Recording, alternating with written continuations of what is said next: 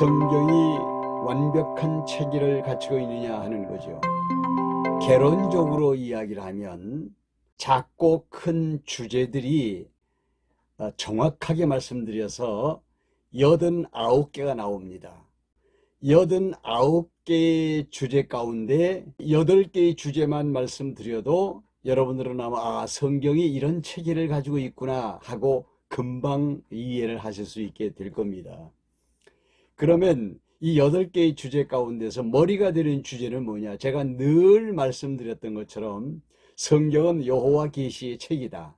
즉 성경의 가장 큰 대주제는 여호와, 그 여호와를 알려주는 여호와 계시, 이것이 성경의 대주제다, 이렇게 말씀을 드렸고요. 여호와 계시 그 밑에 신약과 구약이죠.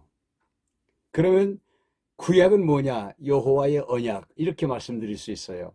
신약은 뭐냐? 여호와의 성취지요. 그런데 여호와의 성취라고 말하지 않고 여호와의 언약의 주제가 뭐냐 하면 그리스도를 이 땅에 보내신다는 메시아 언약이거든요. 그러니까 메시아로서 그리스도가 이 땅에 오시면 성취되어진 것이기 때문에 그리스도 성취라고 말할 수 있습니다. 어떤 분들은 제가 이렇게 말씀드리면 굳이 그리스도의 성취가 맞지 않느냐 하고 질문하신 분도 계시는데, 그리스도의 성취가 아니고 말하자면 그리스도가 뭘 성취한 것이 아니고 구약에서 하나님이 메시아를 언약하셨는데 그 메시아가 신약에 와서 성취가 되었다. 바로 그리스도와 메시아는 같은 말입니다. 그러니까 그리스도가 이 땅에 오신 것 자체가 성취입니다. 그래서 그리스도 성취, 이렇게 이야기하는 거예요.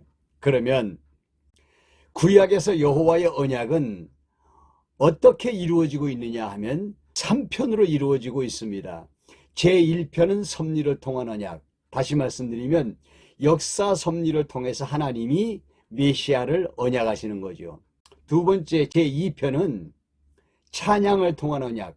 역사 섭리 가운데 하나님이 어떤 분이시라고 하는 하나님의 5대 속성을 담아놓았기 때문에 그걸 찬양하는 겁니다. 욥, 시편, 잠언, 전도, 아가서가 여호와의 5대 속성을 찬양하는 내용이죠. 그리고 제3편은 뭐냐면 모세 시대로부터 시작해서, 그러니까 1000년 정도 기간에 선지자들이 나타나서 메시아가 곧 오신다 하고 예언한 것이, 이게 예언서 혹은 선지서라고 말하죠. 이게 구약이에요. 뭐 하나 뺄 수 있습니까? 뺄 수가 없습니다. 신약은 뭐냐? 신약은 그리스도 예수님이 이 땅에 오시는 것으로 구약에서 여호와의 언약이 성취되었죠.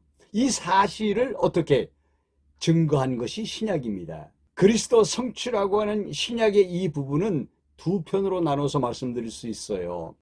예수를 통한 언약 성취 증거, 성령에 의한 언약 성취 증거, 이렇게 말씀드릴 수가 있어요. 이것이 신구약의 내용이에요. 성경은 굉장히 체계적입니다. 그래서 89개의 크고 작은 주제들이 여호와 계시라고 하는 큰 주제를 설명하고 있는데, 이것을 묶어놓은 것, 이것이 성경 개론이고요. 그러니까 성경 개론을 이해해야만 성경을 제대로 이해할 수가 있어요. 그리고 89개의 작고 큰 주제들을 쫙 풀어가는 것이 성경 강론이고요. 그러니까 성경 강론을 하려면 목사님들이 보통 성경 강론을 약 한 10년 정도 걸려서 끝낼 수가 있어요. 그러니까 사실 강단에 서면 목사님들이 성경만 이야기해야 되는데 자꾸 잡다한 이 세속적인 것들을 섞어가지고 자꾸 이야기하다 보니까 성경은 언제 할 시간이 없는 거죠. 성경만 이야기해도 사실은 목사님들의 생애에 2번, 3번 정도 이상은 할 수가 없어요. 시간이 없는 거죠. 그리고 성경 강론 안에 붙박혀 있는 신학적 사고를 집약해서 만들어 놓은 것이 신학개론입니다. 제가 지금 말씀드리고 있는 이 성경이 하나님의 절대적인 말씀이라고 하는 명제 5가지를 소개를 해드렸는데, 사실은 이 5가지는 성경 신학개론의 서두에 해당하는 겁니다. 제가 얼마 전에 성경 신학 개론에 대한 서론으로 나온 책 한 권을 얻게 되었습니다. 그 책에 들어가 있는 하나의 거대한 흐름이 있어요. 그 책의 저자가 누구냐 하면 박용기라고 하는 분입니다. 이분이 성경신학자이시면서 이번에 책을 출간하신 거예요. 저는 이 세상에 태어나서 가장 제게 영향력을 많이 주었다고 생각하는 분이 바로 성경신학자 박용기 목사님이십니다. 여러분, 그분의 사이트에 들어가시려면 유튜브에서 성경신학 이렇게 치든지 성경신학 선교회 이렇게 치든지 들어가 보면 뭐 성경의 바다가 그 안에 다 들어 있습니다. 제가 지금 성경을 확증하는 5가지 명제라고 말씀을 드렸는데 그 가운데 맨 마지막 거는 과연 성경이 명확한 체계를 가지고 있느냐 하는 부분에 대해서 말씀을 드린 거죠.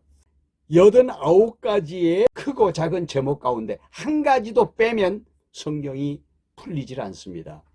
얼마나 완벽한 체계입니까? 사람은 오정육부로 되어 있죠. 근데 그걸 토막토막 내서 그걸 쌓아놓고 이게 사람이다, 그렇게 이야기를 한다면 이건 미친 짓이죠. 전통신학의 약점이 바로 거기 있어요. 서론에서 계시를 말하고 그 다음 책이 뭐냐면 하나님은 어떤 분이시냐, 신론입니다. 예수 그리스도는 어떤 분이냐, 기독론입니다. 인간은 인재론입니다. 그리고 구원은 어떻게 이루어지느냐, 구원론입니다. 그리고 구원받은 사람들의 모임은 뭐냐, 교회입니다. 교회가 마지막에 어떻게 될 것이냐, 종말론입니다. 그래서 7개로 토막을 내가지고 이게 지금 전통신학의 약점입니다. 뭘 끄집어내놓고 이것이 성경이다 말할 수 없는 거거든요. 전부가 다 오장육부 사지백체가 다 붙어있는 것처럼 성경도요, 이거 쪼개서는 안 되는 거거든요. 다 붙여놓고 얘기를 해야 돼. 머리를 이야기하려면 손발 다리 오장육부 다 얘기해야 되는 거고, 손발 이야기해도 마찬가지입니다. 다 이야기해야 되는 겁니다. 발이 움직인다, 머리가 명령을 내려서 발이 움직이는 거고, 내가 지금 말을 한다, 이것도 머리가 명령해서 내가 지금 말을 하고 있는 거예요. 그러니까요, 어느 한 부분도 단독적으로 그 하나를 놓고는 설명이 불가능하다. 이게 성경의 체계입니다. 창세기에서 요한계시록까지 전체가 어느 한 곳에 딱 지목을 해도 그 뒤에 성경 전체가 다 배경적으로 따라 붙는다는 것이죠. 그래서 이 진리를 알고 나면 목사님들이 강단에서 설교하시는 게 그렇게 심심할 수가 없어요. 싱겁고 재미가 없어요. 아무리 설교를 잘하시는 목사님들의 설교라도 진짜 재미가 없어요. 쉽게 말씀드리면 마탱이가 없다는 말이죠. 그럼 큰일 났네. 평신도들이 이 성경신학적 부분에 대한 진리를 터득하게 되면 목사님들의 설교를 못 듣게 된다는 결론이 나오지 않습니까? 이해의 폭을 넓혀야 되지 않겠어요? 언제까지나 우리가 목사님들의 설교에 의지해서 신앙생활 하겠습니까? 자기 신앙 자기가 지켜야 될 때가 지금 왔어요. 이 코로나 전국에서 우리가 느끼는 거 바로 그런 거 아닙니까? 자립적 신앙을 키워라. 자, 성경은 정황무오한 하나님의 말씀이 맞습니다. 그리고 성경은 하나님의 말씀으로 절대 진리입니다. 다음 시간에 또 좋은 시간 갖도록 하겠습니다. 조박사 성경 119의 좋은 목사님, 좋아요 눌러주시기 바랍니다. 대단히 감사합니다.